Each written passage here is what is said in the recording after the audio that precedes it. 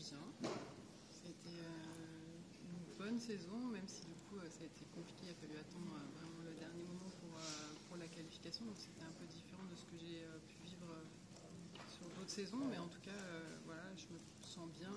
Le stage qu'on a pu faire à Wakayama s'est vraiment bien passé. Donc je suis prête.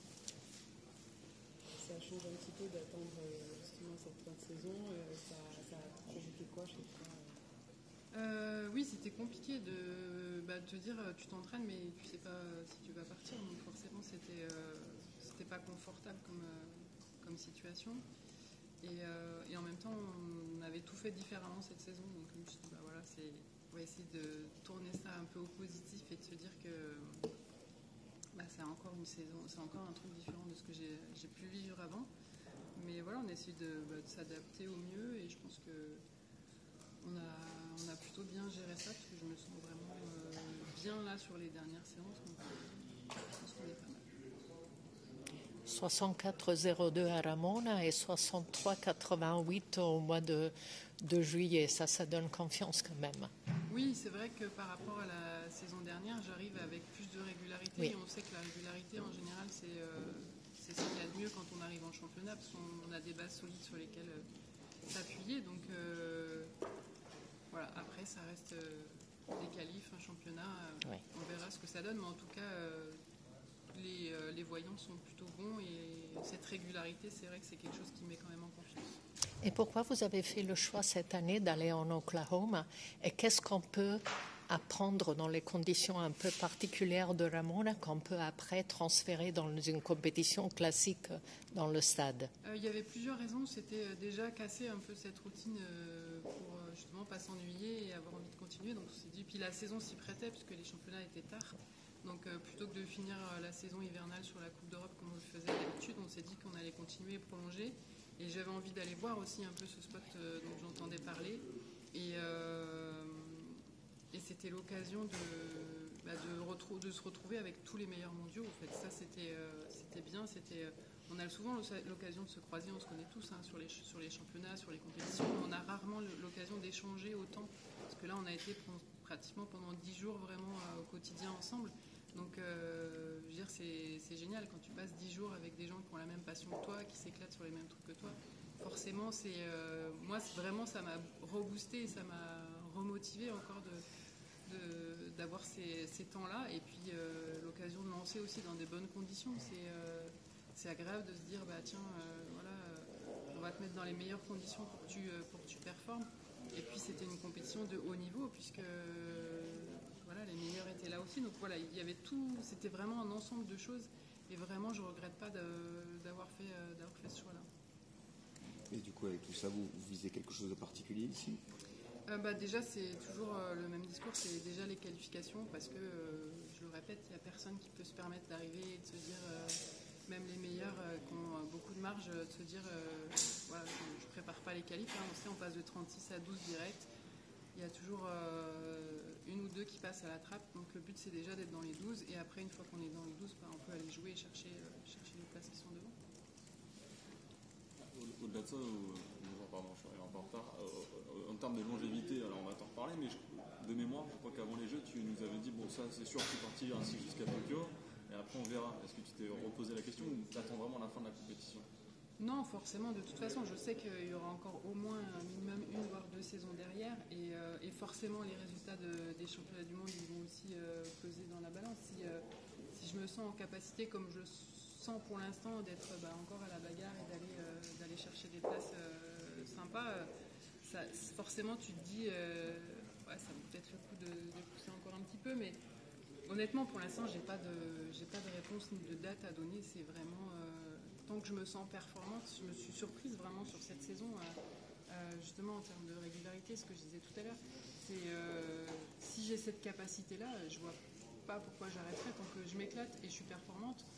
Les ingrédients sont là, il faut en profiter. Donc, on le dit souvent, mais on dit souvent aux athlètes en général, t'as pas peur de faire la saison de trop, mais la saison de trop, c'est quoi en fait? Qu'est-ce que ça peut faire, même si un jour je fais une saison où je suis moins bien et où effectivement je sens que là, ça y est, c'est la fin. Tant pis, ça sera la fin. Mais je préfère ça plutôt que des athlètes qui ont arrêté, qui se sont dit ah, si j'avais su, peut-être que j'aurais fait une saison ou deux en plus. Je veux dire, c'est ce qu'il y a de pire pour un athlète d'avoir ce truc en tête. Donc voilà, moi j'ai envie de profiter à fond et il n'y aura jamais de saison trop de toute façon. Il y avait un intérêt particulier, c'est de se dire je vais absolument revenir à Tokyo pour voir différemment cette ville, ce stade. Oui, il y avait cette motivation aussi de se dire, moi, enfin vraiment, les Jeux de Tokyo, ça a été un vrai traumatisme pour moi. Donc c'était aussi l'envie de revenir, de voir ce stade plein, de voir vraiment un vrai stade avec cette ambiance de compétition qu'on n'avait malheureusement pas eu sur les Jeux de Tokyo. Donc ouais, il y avait aussi ce truc-là de se dire, je veux avoir cette image-là de Tokyo et pas celle que j'ai eue en 2020. Là, il y aura Amanda avec toi, forcément avec un écart d'âge conséquent, parce qu'elle a émergé il y a quelques années. Sur la transmission et sur après ta carrière, ta reconversion, comment tu vois ça? Est-ce que tu te vois rester quand même dans le disque et continuer à transmettre comme tu le fais déjà avec Amanda Oui, après, j'avoue que pour l'instant, j'ai pas d'idée précise de la manière dont je voudrais le faire, mais j'aime ça et je pense que je pourrais pas du jour au lendemain ne plus traîner dans ce milieu-là, on va dire. Mais après, j'ai pas d'idée arrêtée sur comment je resterai, comment je m'impliquerai à ce moment-là. Je pense que ça viendra vraiment quand il y aura cette coupure de fait entre l'athlète et l'autre chose que je ferai derrière. Donc pour l'instant, j'ai pas d'idée arrêtée, mais en tout cas, oui, c'est sûr que j'ai envie de continuer à être un petit peu là et à transmettre et à partager parce que voilà, dans les lancers, on sait qu'on a besoin aussi de ça, de ce partage-là et c'est important de se dire j'ai envie qu'il y en ait d'autres qui réussissent derrière en fait. Donc je pense que ça c'est un peu la clé aussi. La nouveauté sur ces championnats du monde, là, c'est les tests de féminité. Est-ce que toi, tu as un avis sur la question? Est-ce que c'est quelque chose pour toi de légitime ou qui te gêne? C'est compliqué en fait. Honnêtement, j'ai pas d'avis tranché sur le truc parce que oui, je trouve ça intrusif, oui, je trouve ça dommage d'en arriver là et en même temps, je peux dire je comprends, mais je vois pourquoi il y a des choses qui sont mises en place et en même temps, voilà, j'ai pas de meilleure solution pour l'instant à donner. Donc c'est un sujet, je veux dire, c'est là depuis 10 ans, on en parle, on a tous les ans la même question sur comment on pourrait faire, comment on pourrait faire mieux, pour l'instant, je vois pas de solution à apporter à ça et je peux comprendre que dans certaines disciplines, des filles se sentent pas flouées, mais pas en capacité à rivaliser avec d'autres. Donc il faut aussi écouter ces filles-là. Donc je veux dire, dans tous les cas, il y a des athlètes qui se sentent pas bien et qui le vivent pas bien. Donc c'est qui on privilégie en fait, comment on fait et pour que tout le monde soit bien. Pour l'instant, il n'y a pas de solution à ça. Ils ont eu lieu déjà? Oui. Parce que visiblement, il y avait à un moment donné un secret sur le moment, même si tout le monde savait que c'était cet après-midi. Donc c'est juste un test sanitaire. Voilà. Et ça c'est bien passé. Oui, c'est facile. Le test en lui-même est facile. Après, moi j'ai une question un peu parallèle. C'est l'idée de Paris. Ils ont des idées. Non, c'est sur les N. J'arrive pas à le dire, mais les jeux où tout le monde peut être dopé là. Les NN Games. Est-ce que tu as un avis sur la question? Parce que par exemple sur les lancers, par exemple, je sais pas, dopé comme dans les années 80 où il y avait des lancers improbables. Est-ce que tu as un avis sur ces jeux-là pour du divertissement pur ou tu trouves ça scandaleux ou tu n'as pas d'avis? à la limite, je préfère qu'ils fassent leur truc à eux dans leur coin plutôt que venir dans nos combats à nous. Hein, mais non, je vois pas trop l'intérêt du truc. Après, c'est par curiosité de dire est-ce que ça va vraiment faire des trucs complètement différents ou pas. Mais je trouve que c'est un peu gâcher un peu ton image de te dire allez, je vais passer de l'autre côté, du côté obscur un peu. Je trouve que c'est un peu non, franchement, c'est pas le truc qui m'inspire et je vois pas trop à quoi ça sert. finalement le spectacle il sera pas différent en fait que oui bon, mettons qu'ils aillent plus vite ou qu'ils lancent plus loin, mais finalement c'est pas forcément l'intérêt que de la performance. Ce qui intéresse dans des championnats du monde, c'est qui c'est qui va faire le podium. Donc finalement la perf, surtout je trouve sur des championnats comme ça, on a envie de savoir qui c'est qui va être champion du monde. Si le record du monde, oui, c'est bien, mais c'est avant tout la bagarre entre tous les athlètes qui sont là, qui va arriver à être le meilleur le jour J. C'est ça le plus important. Donc, ouais, non, je suis pas fan de ça. Donc, votre carrière, elle est encore en plein cours, mais est-ce qu'il y a 2 ou 3 moments particuliers qui vous ont marqué, que ce soit dans le cercle de lancer ou en dehors, des moments que vous garderez toujours avec vous? Il y a forcément des podiums et des médailles, c'est quand même des moments qui sont tellement forts que c'est souvent ceux qui marquent le plus. Il y a forcément celui de Moscou en 2013 parce que c'est un peu la surprise, même si vraiment moi j'avais répété depuis le début de la saison que mon objectif c'était de faire un podium au championnat du monde. Finalement on n'était qu'un cercle assez réduit à vraiment y croire et à se dire que c'était possible. Donc quand ça se fait, là ça a été une surprise pour beaucoup et voilà, c'est des moments et tu te dis ouais, une fois que tu dis ces trucs là tu te dis ouais, c'est pour ça que je fais ça. Donc c'est ça. Après forcément aussi ma médaille à Rio, pareil, c'est des moments qui sont tellement forts et qu'on attend depuis tellement longtemps que les émotions sont exceptionnelles. Et après je pense que ce qui m'a permis aussi de vivre tout ça, c'est mes images, c'est l'encadrement, c'est mon entourage, c'est ceux qui font que je puisse être encore là aujourd'hui à LKT. Forcément c'est aussi mes filles parce que le fait d'avoir avancé sur ma vie personnelle, c'est aussi ce qui m'a permis d'être épanouie dans ma vie sportive. Donc voilà, c'est un peu l'ensemble de tout ça.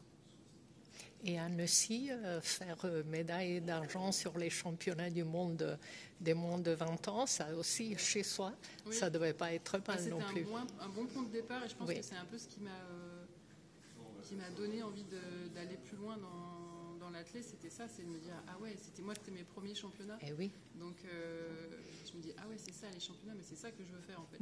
Ouais, je veux revivre des trucs comme ça. Donc je pense que là, vraiment, ça a été une prise de conscience de me dire... ouais, c'est là-dedans que je veux aller. Tout à l'heure, je discutais avec Lola Sol qui me disait moi j'ai eu le déclic après les Jeux, je me suis vraiment mis à fond là-dedans et je me vois encore durer 10 ans. Je fais c'est la patte Mélina, en fait. Mais tant mieux, en fait, j'ai envie que les athlètes ils aient plus cette injonction un peu de dire ah, t'as passé 30 ans. Parce que, en fait, mine de rien, à force de l'entendre, c'est quelque chose qui rentre dans notre tête et on arrive à douter et se dire ouais, peut-être qu'en fait on va avoir une saison un peu plus compliquée, on va dire ouais, peut-être que c'est juste parce que je suis vieux, mais en fait même quand tu es jeune tu as des saisons qui sont un peu en dessous et je trouve que le fait d'avoir ce truc là ça rentre dans ta tête et tu commences à réfléchir là-dessus et je trouve que c'est important justement de laisser aux athlètes la possibilité d'aller au bout de leur truc et de tout tenter, de tout essayer pour qu'ils puissent finir apaisés. On voit malheureusement plein d'athlètes qui arrêtent et qui ne sont pas en paix avec ça et qui n'ont pas l'impression d'avoir fait le tour et qui ont des regrets et je trouve que ça c'est le pire en fait. Se dire si j'avais su, si j'avais pu, voilà, essaye, ça marche pas, peut-être que ça marchera pas, mais au moins t'arrêtes et t'es en paix et je pense que du coup ton après-carrière elle est aussi différente et ça te permet de mieux vivre la nouvelle vie qui commence derrière. Et ça nécessite aussi peut-être de s'affranchir dans le regard peut-être de la société. C'est sûr, c'est hyper dur, hein. Même moi, il y a des fois encore, des fois où je me sens pas légitime et je me dis mais est-ce que c'est bien raisonnable de continuer? Parce que malgré tout, ouais, c'est quelque chose, tout ce qui est pas courant en fait, c'est toujours pareil. Tout le monde dit ah ouais c'est super, c'est machin, et puis en fait.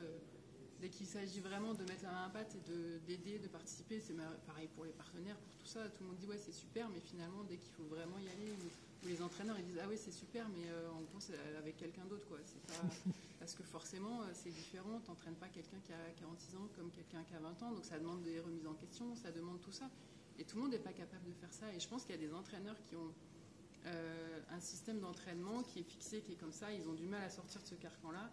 Et c'est aussi pour ça que des fois, ils poussent un peu les athlètes vers la sortie parce qu'ils ne savent plus faire, en fait. Ils n'ont plus le mode d'emploi de comment je peux aider et continue à accompagner cet athlète-là. Donc c'est plus facile plutôt de se remettre en question, de dire non mais là il faut que tu arrêtes, ça marche plus. Au début, vous avez parlé de tous ces changements, quand cette saison tout était différent. Est-ce que vous pouvez un peu rentrer dans le détail? Là, c'était donc déjà sur la structure de la saison. On avait fait vraiment prolonger cette saison hivernale. Donc ça veut dire qu'on a fait une coupure pratiquement mi-avril et d'avoir repris début mai. Donc vraiment, on avait décalé toutes les compétitions. Et c'est peut-être ce qui a été problématique, c'est que du coup, après, il y avait moins de compétitions et ça collait moins bien. Mais en tout cas, c'est vraiment l'envie qu'on avait. C'était aussi d'être capable d'être compétitif sur des petites compétitions, ce que j'avais du mal à faire avant. Et là, on a été vraiment chercher ça et ça a plutôt bien marché, d'être capable de me faire plaisir, de m'éclater, même sur des compétitions d'un niveau inférieur. Donc ça, c'était plutôt réussi et c'est vrai que ça a vraiment changé la saison que j'avais et j'avais pas l'impression de déjà vu. C'était vraiment une nouveauté, donc ça aide aussi.